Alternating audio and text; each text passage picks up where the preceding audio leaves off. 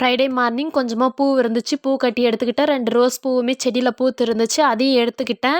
இன்றைக்கி லஞ்சுக்கு என்ன ரெடி பண்ணலாம் அப்படின்னு பார்க்கக்குள்ள தாங்க புளிச்சக்கீரை வைக்கலாம் அப்படின்னு நினச்சிக்கிட்டு நான் நட்ட செடியிலேருந்து புளிச்சக்கீரை பறிக்க போயிட்டேன்.